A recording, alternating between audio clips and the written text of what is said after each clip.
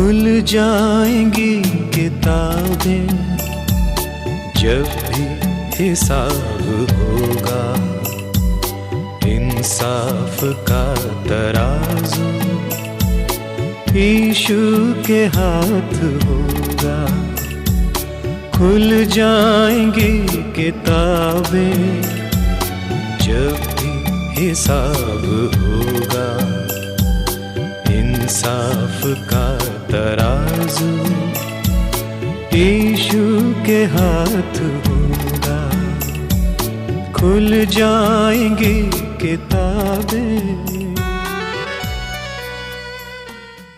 मैं हार्दिक दिल से स्वागत करता हूं, उनका धन्यवाद करता हूं कि भोर को उठकर उन्होंने ये सुंदर समय को प्रदान किया और इस सुंदर प्रार्थना में सहभागी हुए हैं। इसलिए हम जूम परिवार की ओर से सबको हार्दिक स्वागत धन्यवाद करता हूं। आइए हम लोग ओपनिंग प्रेयर करते हैं आज की सभा को आरंभ करने के लिए। हे हमारे सर्वशक्तिमान पिता परमेश्वर, आपका धन्यवाद करते हैं, आपकी महिमा करते हैं। प्रभु जी, भोर को जगाया और आज का नए दिन को दिया। प्यारे पिता परमेश्वर, आपका हृदय से धन्यवाद करते हैं। आज की भोर की आराधना संगति में विशेष आशीष दे। जितने भी जूम में जुड़े हैं प्रभु जी, उन हरे के मन और हृदय को खोलिए, हरे के मन और विचारों को प्रभु जी अपनी ओर केंद्रित कीजिए, ताकि प्यारे पिता परमेश्वर आपके प्रेम में, आपकी दया और अनुग्रह में बढ़ सके। हर प्रकार की कमी घटी को दूर कर, कमजोरियों को दूर कर, ताकि प्रभु जी शक्ति और सामर्थ्य पाकर प्रभु आपकी महिमा और आपका धन्यवाद कर सके। हम हरे के जीवन में अपनी आत्मा को उंडेल दे, ताकि आत्मा और सच्चाई से आपकी आराधना और महिमा कर सके। आज के जितने भी कार्यक्रम हैं, उन हरेक पर आपकी दयानुग्रह आशीष को मांगते हैं।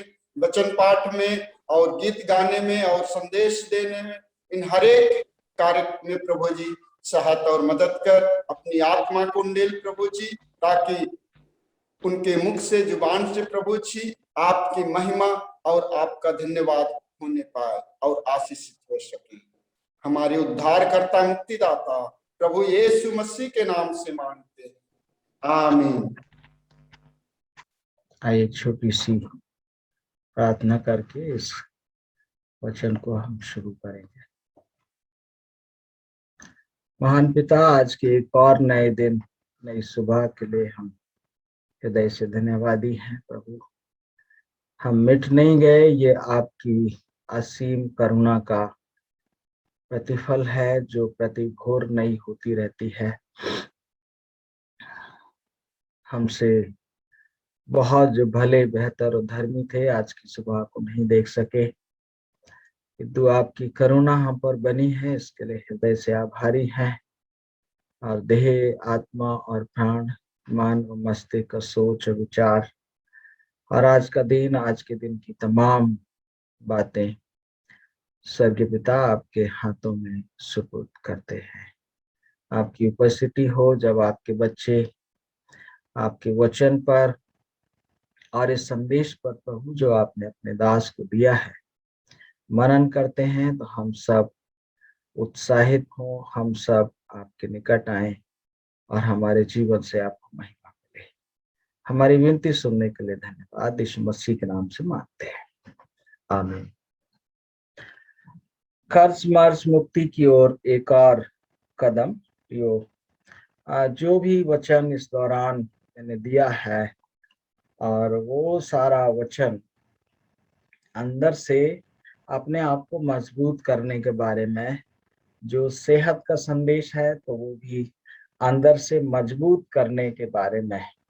हमें बाहरी दुश्मन से उस हालत में डरने की जरूरत नहीं है जब हम अंदर से ताकतवर होते हैं। अपने तरकश को तीरों से भर लो। ये आयत आपने अभी पढ़ी होगी, भजन संहिता 127 की 4 और 5। इसी पर थोड़ी देर हम मनन करने वाले हैं। अधिकतर लोग मुश्किलों से डरते हैं और उनसे दूर भागते हैं। लेकिन ऐसे लोग भी हैं जो मुश्किलों का स्वागत करते हैं।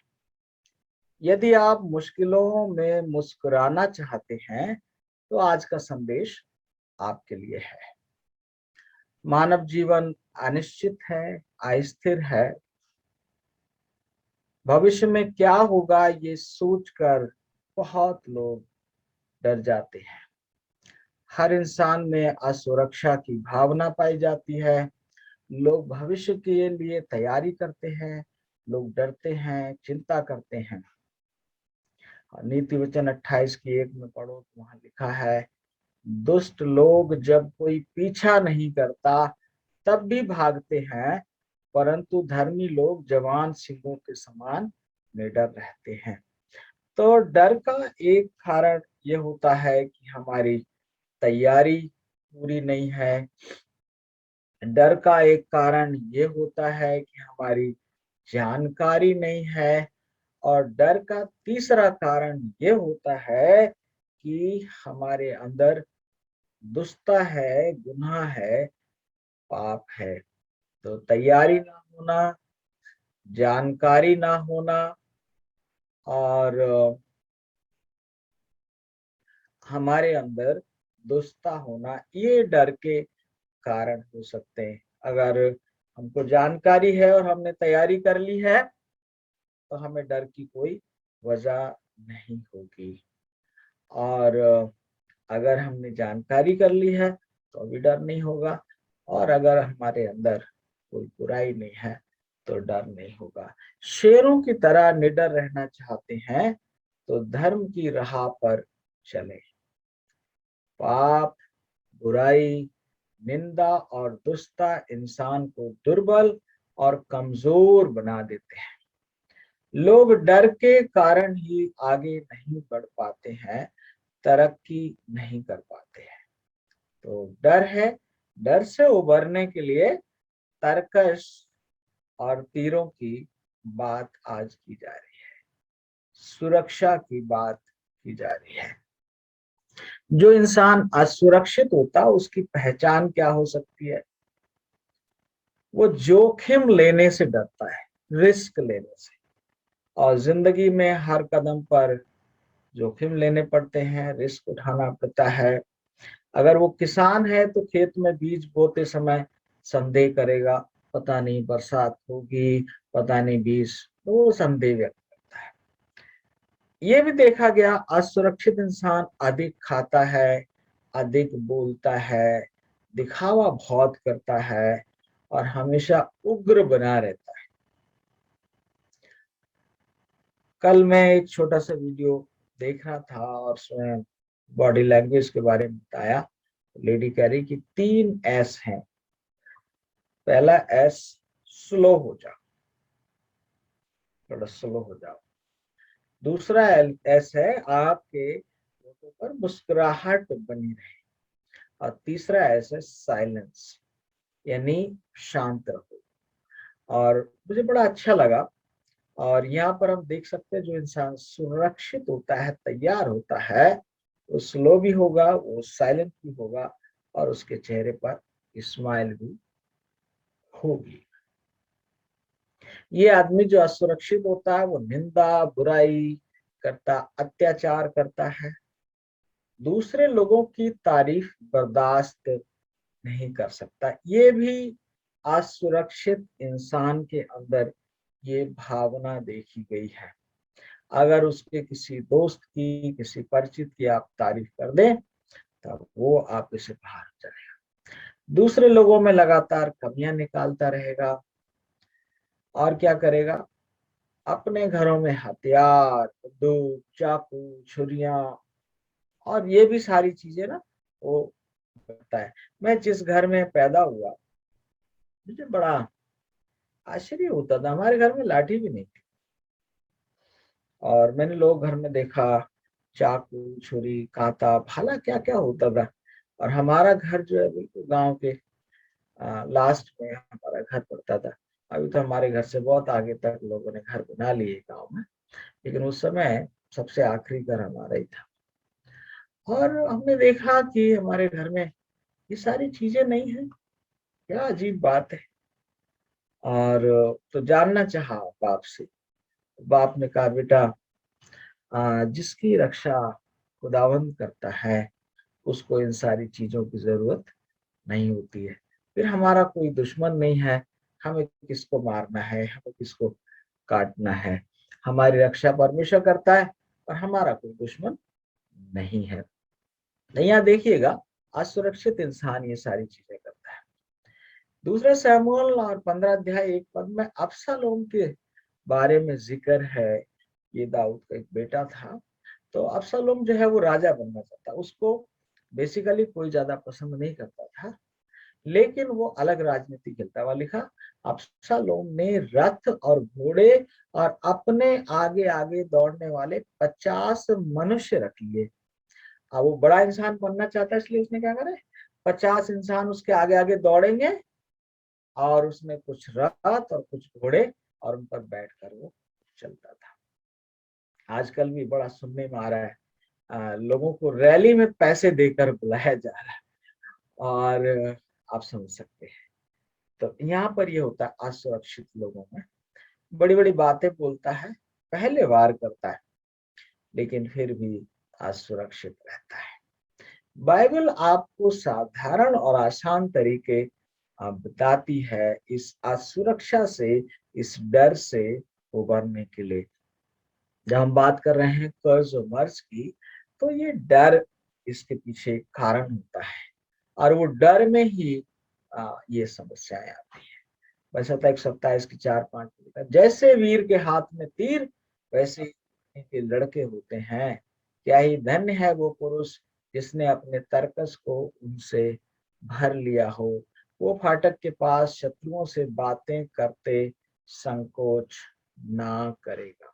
यहाँ पर जो तर्कस के तीरों का बेसिकली जो अर्थ है वो इससे है, एक परिवार के बारे में कल्पना की जा रही है, दाऊद कर रहे हैं कि जिनके पास जवान लड़के हों, और ये माना जाता है, पहले भी था आज भी है, कि जिसके पास 4-5 लड़के, गांव में कहते अरे भाई उसके पास तो 5 लाठियां। अगर किसी के पास 4 बेटे हो गए, हम 4 भाई थे जिस तरह से अभी भी हैं, खुदा का फजल है, तो लोग कहते भाई उनकी तो 5 लाठियां, है ना। तो ये उनका वर्णन है, किंतु हम इसको जूम परिवार में इसको थोड़ा सा एक्सटेंड कर लेते हैं। हमने महसूस किया है कि जो खून के रिश्ते हैं केवल वही रिश्ते नहीं होते। खून के रिश्तों से कई बार बढ़कर वो रिश्ते होते हैं जो हमारे आत्मिक रिश्ते होते हैं, जो हमारे रूहानी रिश्ते होते हैं, जो हमारे हमारे खून के भाई बहन हैं, वो अपनी जगह है, उनका अपना महत्व है। लेकिन जो हमारे मसीह के कारण भाई और बहन हैं, उनका भी रुतबा, उनका भी जलवा, उनका भी सम्मान कम नहीं है।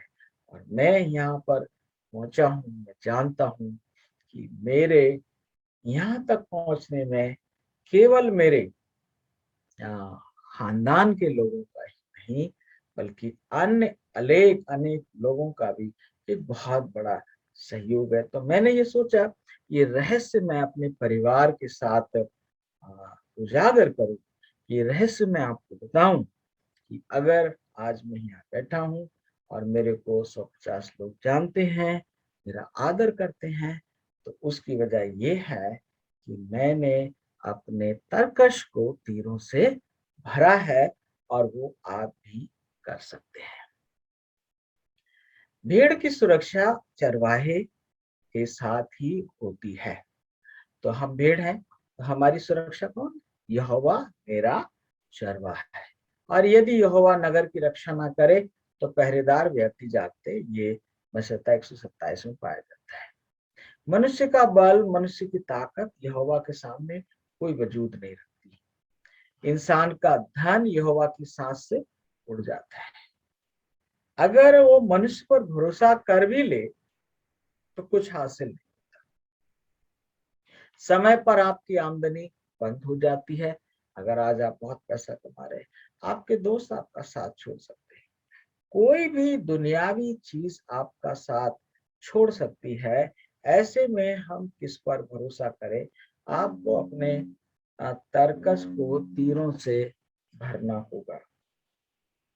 आपको अपने तर्कस को तीरों से भरना होगा। यहाँ पर एक विचार बताया जा रहा है। अभी आप कहेंगे कि आज के संदेश में विरोधाभास क्यों है? आज के संदेश में विरोधाभास क्यों है, ये आप सोचेंगे कि एक तरफ तो मैं ये कह रहा हूं कि हम अपने तीरों को भर लें तर्कस, और दूसरी तरफ मैं ये कह रहा हूं कि दोस्त साथ छोड़ सकते हैं, और ये हो सकता है, वो हो सकता है। इन सारी चीजों को आज हम समझने की कोशिश यहाँ पर करेंगे। कैसे भर सकते हैं? ये तर्कस के तीर क्या है? जवानी की लड़की तर्कस के तीर हैं। सॉरी, हम जनसंख्या बढ़ाने की बात नहीं कर रहे। हम ये नहीं कह रहे भाई आपके 4 5 6 या 10 लड़के होने चाहिए। हम ये बात नहीं कर रहे हैं। संतान होना अच्छी बात है, लेकिन अगर ना हो तो भी अच्छी बात है। संतान से तभी आपकी ताकत बढ़ती है जब संतान आज्ञाकारी और सहयोगी होती है। जिसकी संतान बुद्धिमान है वो सच में सुखी होता है। इसलिए संतान के चरित्र विकास पर अधिक ध्यान दिया जाना चाहिए। आप तीरों को भरने की बात कहाँ से हो रही है? जो हमारी संतान है, 1 है, 2 है, 4 हैं, उनके चरित्र विकास पर हमको क्या करना है? अधिक ध्यान देना चाहिए। संतान को सुख, दुख और संकट से भी होकर जरूर गुजरना चाहिए। जो लोग दुख संकट से होकर नहीं गुजरते हैं वो बड़े कमजोर रह जाते हैं। संतान के अंदर चिंतन शक्ति का विकास करना चाहिए। जिस संतान की जरूरतें तुरंत पूरी हो जाती हैं वो बहुत कमजोर रह जाता है। तो अपने बालकों को भोजन, वस्त्र और आराम के साथ साथ उनकी शिक्षा पर भी पूरा ध्यान दिया जाना चाहिए। और अपने बच्चों को कभी शॉर्टकट नहीं सिखाना चाहिए, कभी भी चालाकी और मक्कारी नहीं सिखाना चाहिए। अगर हमने छोटे बच्चों को चालाकी मक्कारी सिखा दी तो आगे चल के ये हमारे साथ वैसे ही करने वाले हैं। बालक के शरीर का पोषण करने के साथ साथ उसके दिमाग का भी पोषण करना चाहिए। यहाँ पर ये और नीचे तक चला गया था। संतान के अलावा अपने तर्कस को अच्छे मित्रों से भी भर सकते हैं। सबोपदेशक 4 की 9 से 12 में पढ़े तो लिखा है, 1 से 2 अच्छे होते हैं क्योंकि उनके परिश्रम का अच्छा फल मिलता है। क्योंकि यदि उनमें से एक गिरे तो दूसरा उसको उठाएगा, परंतु हाय उस पर जो अकेला होकर गिरे और उसका कोई उठाने वाला ना हो। फिर यदि 2 जन एक संग सोए तो वे गर्म रहेंगे, परंतु कोई अकेला क्यों कर गर्म हो सकता है? यदि कोई अकेले पर प्रबल हो तो हो, परंतु 2 उसका सामना कर सकते हैं। जो डोरी 3 तागे से बटी हो वो जल्दी नहीं टूटती। यहाँ पर ये बात बताई जा रही है कि हम अकेले अक्सर टूट जाते। अकेला इंसान परीक्षाओं में फंस जाता है। अकेला इंसान के ऊपर शैतान का वार ज्यादा होता है। दाऊद भी जब अकेला था तो परीक्षा में गिरा, हव्वा भी अकेली थी तो परीक्षा में गिर गई। ऐसे बहुत से उदाहरण हैं। लेकिन अकेला वो इंसान ताकतवर होता है जिसका हाथ परमेश्वर के हाथों में होता है। हमारा प्रभु 40 दिन तक जंगल में अकेला ही था, लेकिन वो जयवंत हुआ। मूसा पहाड़ के ऊपर अकेला ही था, वो जयवंत हुआ। एकता में बल होता है। संघे शक्ति लिखना चाह रहा था, मैं इसको लिख नहीं पाया। संघे शक्ति, ये संस्कृत का शब्द था और ये उर्दू का बन गया संघे शक्ति। तो ये संघ का मतलब होता है, तो ये वो संघ का मतलब एकता होता है और ये संघ का मतलब हो गया तलवार। तो संघे शक्ति, एकता में बल होता है। आज्ञाकारी और सहयोगी संतान के अलावा आपके मित्र भी आपके तर्कश के तीर हो सकते। अब आपको समझ में आने लगा। यदि आपको बड़ा आदमी बनना है, सफल इंसान बनना है, तो आपके मित्रों की क्वालिटी और क्वांटिटी दोनों पर ध्यान दें। क्वालिटी गुणवत्ता और क्वांटिटी गिनती। गिनती और गुणवत्ता दोनों पर क्या देना है? ध्यान देना है। भरोसे लायक मित्र होना एक बड़ी शक्ति है। आपके मित्रों की अधिक से अधिक संख्या और आपके शत्रुओं की कम से कम संख्या हो तो आपकी ताकत बढ़ सकती है। योग्य मित्रों की तलाश कैसे करें? 3 चीजें हैं जिनके द्वारा हम इंसान को पहचान सकते हैं। आप किसी को जानना, उसके साथ यात्रा करिए। यात्रा में मनुष्य के गुण प्रकट हो जाते हैं। यात्रा में दूसरा है, उनके साथ पैसे का लेन देन करिए। पैसे का आप लेन देन करेंगे तब पता चल जाएगा इंसान भरोसे लायक है या नहीं है। तीसरी चीज ये है, जब वो झगड़ा कर रहे हो तब आप देखिए, उनका स्वभाव देखिए। और 3 तरह से मनुष्य की पहचान हो सकती है। किसी को परखने से पहले मित्र ना बनाए। जान पहचान तक तो बात ठीक है। और आज सुबह मैं कन्फेस करना चाहता हूँ, I have a very limited friends. बहुत थोड़े मित्र हैं मेरे, बहुत थोड़े, और परिचित मेरे बहुत हैं। ये देखें जिनसे आप मित्रता करना चाहते, ये देखें कि वे अपने परिवार और अपनी सेहत और अपने धर्म के प्रति वफादार हैं या नहीं है।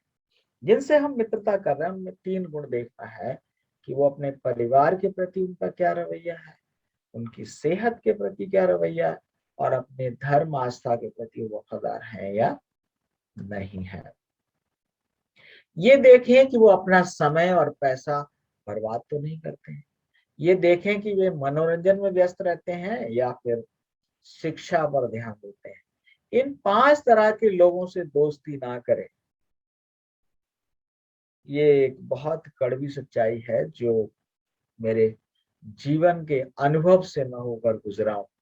5 प्रकार के लोगों पर भरोसा मैं नहीं करता, मेरे लिए असंभव है। 100%।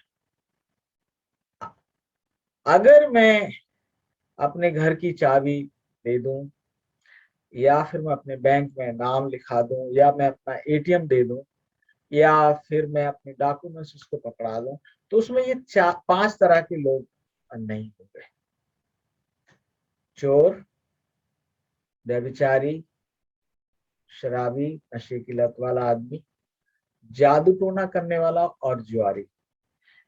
ये जिसके अंदर ये गुण आ जाए, जिसके अंदर इन चीजों की लत पड़ जाए, उनको खुद नहीं पता होता है वो कहाँ पर गिर जाएंगे। बातें करेंगे, वादे करेंगे, उनके इरादे बुरे नहीं होते, लेकिन ये लोग, इनकी परिस्थिति ऐसी होती है कि जब उनको सामने मौका नजर आता है तो फिर उनसे रुका नहीं जाता, फिर वो जो करना चाहते हैं वो कर ही डालते हैं। इन 5 तरह के लोगों को उनके खुद के ऊपर भी भरोसा नहीं होता है, इसलिए हम भी कभी आंख बंद करके उन पर भरोसा ना करें। बुरी संगति से तन्हाई अधिक ठीक है। संगति बुद्धिमानों के साथ करें या फिर अकेले रहें। खुद हीरा बने और दोस्त भी हीरा ही बनाए। ये एक आज का हीरा बने और हीरा दोस्त बनाए। आप मित्रता को कैसे सींच सकते हैं? आपको मित्र मिल गए, आपने उनको सींचेंगे कैसे? दोस्ती को कैसे पानी? अच्छे मित्र के लिए परमेश्वर का धन्यवाद दें। अच्छा मित्र एक बड़ी आशीष होता है, इसको मानकर चलें और मित्र के लिए प्रार्थना करें, समय बिताएं, मुलाकातें करें और मित्र की तरक्की में साझेदार, मित्र के साथ विचार विमर्श करें।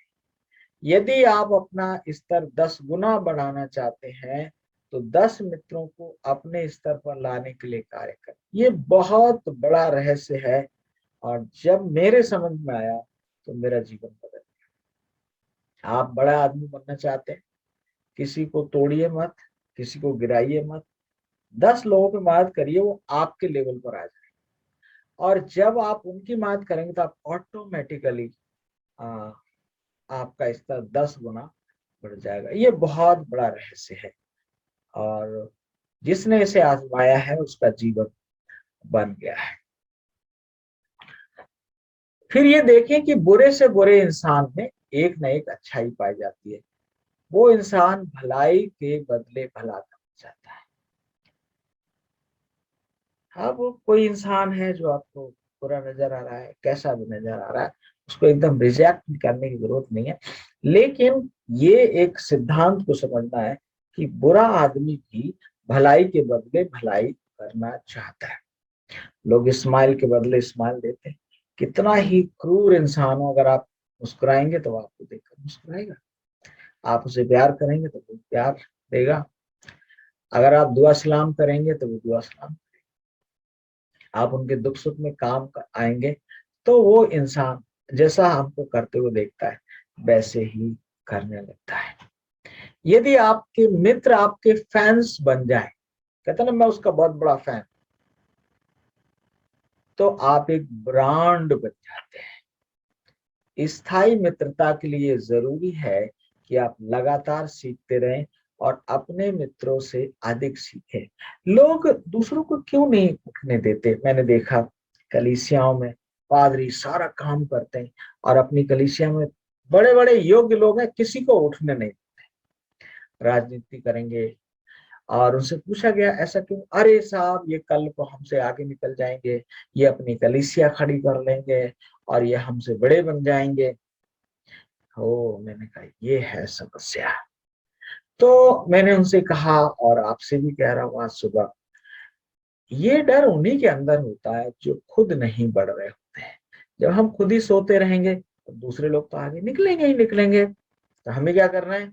खुद भी आगे बढ़ना है, खुद भी स्टडी करनी है, खुद भी बेहतर बनना है, खुद अपने आप को हीरा बनाना है और दूसरों की मदद करनी है।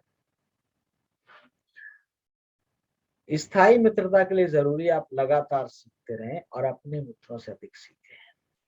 जब आपके पास कुछ नया और बेहतर नहीं होता है तो लोग पुरानी बातों और पुराने विचारों से बोर हो जाते हैं। कई बार होता है ना, लोग आपसे बात नहीं करना चाहते। क्यों? क्योंकि आपके पास वही पुराने विचार, पुरानी चीजें हैं। सदियां बीत गई हैं लेकिन हमारे पास कोई नया अनुभव नहीं है, कोई नया विचार नहीं है, तो कोई हमसे कब तक पुराने विचारों के साथ बातें करेगा? हर दिन प्रभु ने 24 घंटे दिया है, अब उसमें कुछ तो नए विचार आने चाहिए, कुछ तो नया हमारी सोच विकसित होनी चाहिए, कुछ तो हमारा अनुभव नया बढ़ना चाहिए। तो ये बहुत जरूरी है। लोग हमसे बोर होने लगते हैं, कतराने लगते हैं अगर हमारे विचारों में लगातार तरक्की नहीं हो रही है।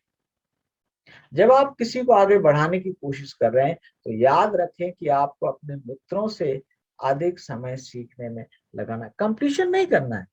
आप तभी किसी की मदद कर सकते हैं जब आपके पास ज्यादा होगा, सीधी सी बात यह है। और अगर आपके पास ज्यादा होगा नहीं तो आप क्या सीखने करेंगे? तो क्या करें? यहाँ पर अधिक मेहनत करें, अधिक बचत करें और कम खर्च करें, अधिक दान दें। स्थायी मित्रता के लिए आपको कभी भी अपने मित्र से कोई चीज मांगना नहीं है। दया की भीख पर स्थायी मित्रता कभी नहीं टिकती है। दया की भीख नहीं मांगनी है। अपने बारे में भूल कर दूसरों का भला सोचने और भला करने से मित्रता स्थिर होती। अपने आप को क्या करो? भूल जाओ और दूसरों का भला सोचो, दूसरों के भले करोगे, तब स्थायी मित्रता डेवलप होगी।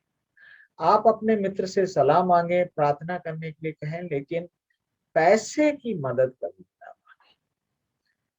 कभी भी ना मांगे। दोस्ती इसलिए ना करें भाई इससे आज मेरा दुआ सलाम हो गया, कल को मुझे इससे पैसे मांगते हैं, और वो करते ही क्या होती है, पोजीशन खराब हो जाती है। आप उनका समय मांग सकते हैं लेकिन पैसा नहीं मांगना है।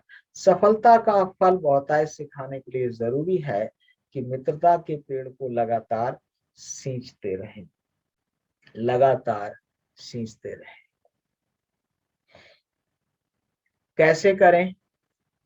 प्रेम, प्रार्थना और परमार्थ, ये 3 शब्द हम समझ ही चुके हैं, इनसे बहुत काम बन जाते हैं। भली मनसा से कर, ये बहुत जरूरी। जब आप अपने मित्रों की संख्या बढ़ाने की बात कर रहे हैं, तो आप उनके साथ जो भलाई कर रहे हैं या आप उनके लिए दुआएं कर रहे हैं, तो आपका उद्देश्य इसके बदले में कुछ पाना नहीं होना चाहिए, भली मनसा चाहिए।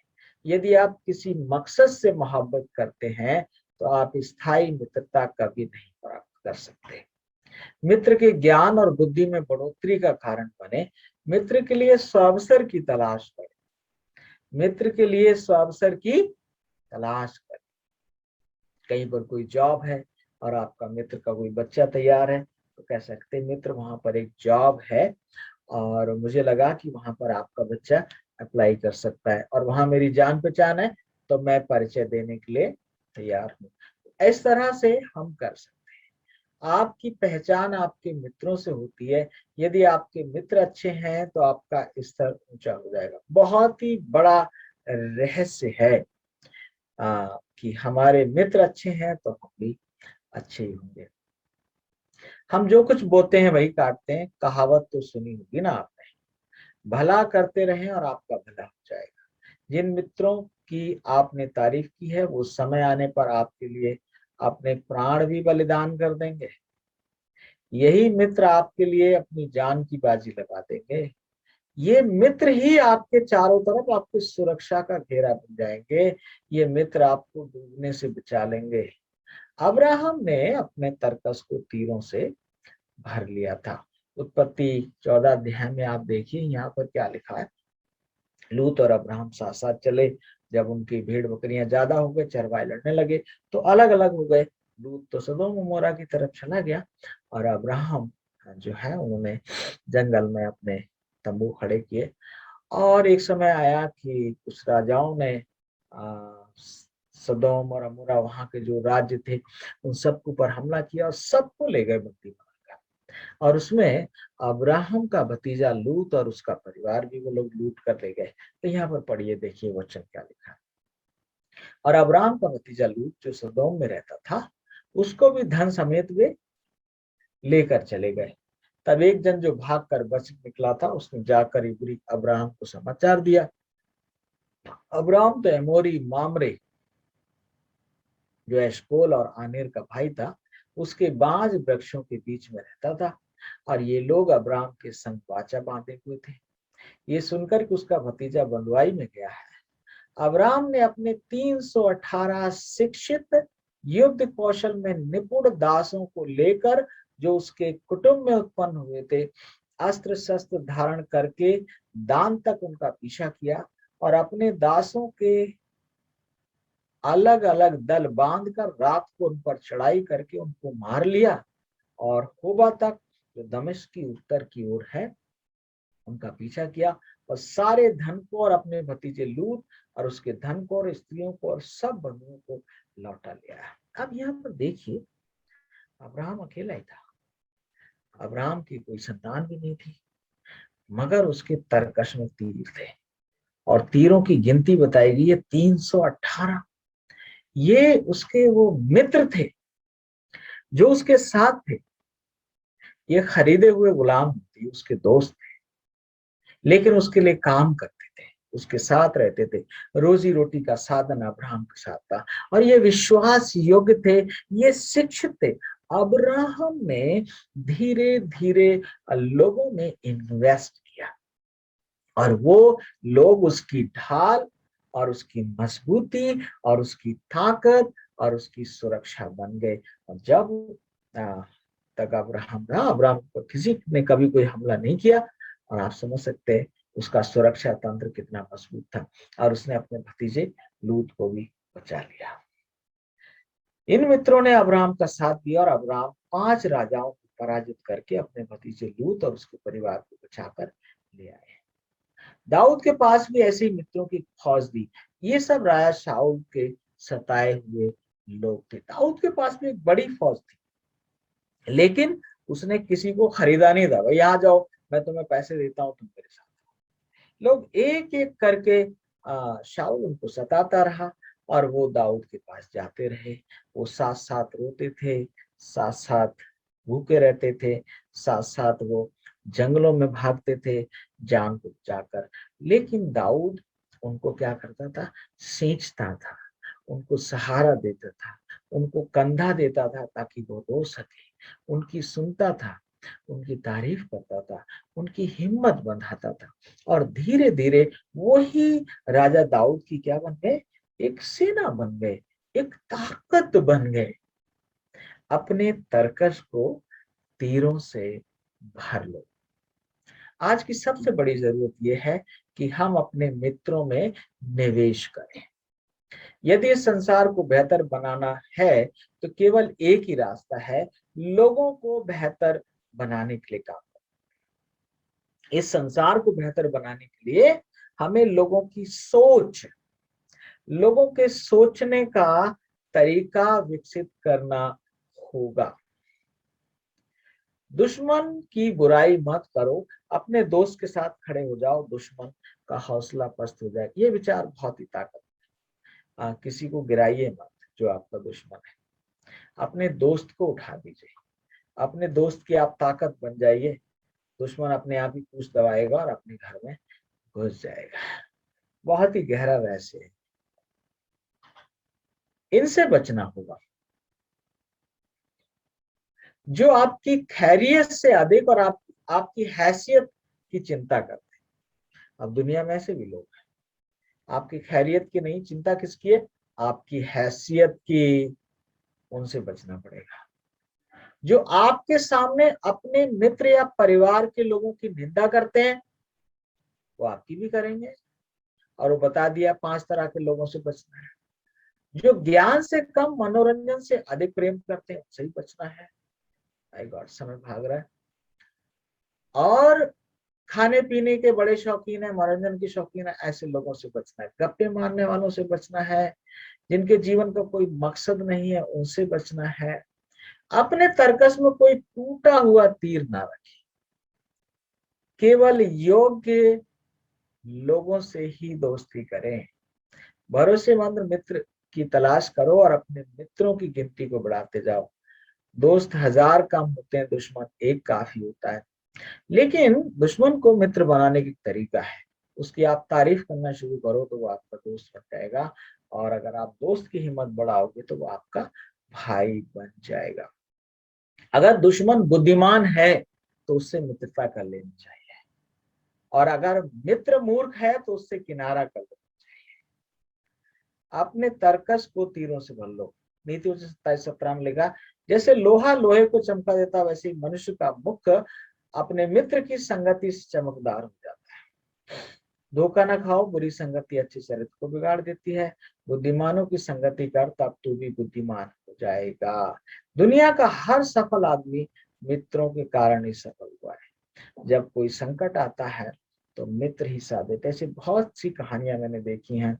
जयपुर में एक साहब है, उनकी संस्था पे बड़ा मुकदमा वगैरह हो गया, उनको जेल हो गई, और किसी इंसान ने करोड़ों करोड़ों रुपया लगाकर उनकी जमानत करवाई। उनको बहुत समय तक, कोई डॉक्टर करके कहलाते हैं वो, आरबीआई राजस्थान बार इंस्टीट्यूट की बात नहीं कर रहा था। ऐसे अमिताभ बच्चन का भी है, जब उनके ऊपर संकट आया, जब उनकी कंपनी डूब गई, मित्रों ने सहारा दिया। तो अगर आप डूबना नहीं चाहते हैं तो अपने तर्कस को तीरों से भर लें, अपनी संतान को योग्य और शिक्षित करें, और अपने मित्रों की गिनती को बढ़ाएं। और यदि आप ऐसा करेंगे तो निश्चय परमेश्वर पिता आपको आशीष देंगे। धन्यवाद धन्यवाद पिता पिता परमेश्वर, हम विनती करते हैं और आपके चरणों के पास आते हैं। हम आपका धन्यवाद करते हैं और हम जो के लिए प्रार्थना करते हैं और आपके चरणों के पास लाते हैं और हम विनती करते हैं कि आप इनको स्वस्थ करें कि कोई भी बीमारी इनके डेरे के निकट ना पहुंचे। और हम आपका धन्यवाद करते हैं जो आपने प्रार्थना सुनी। सारे महिमा आदर जलाल आपको देते हैं। ये छोटी सी विनती प्रार्थना एक एक इकलौते पुत्र यीशु मसीह के नाम से मांगते हैं, आमीन।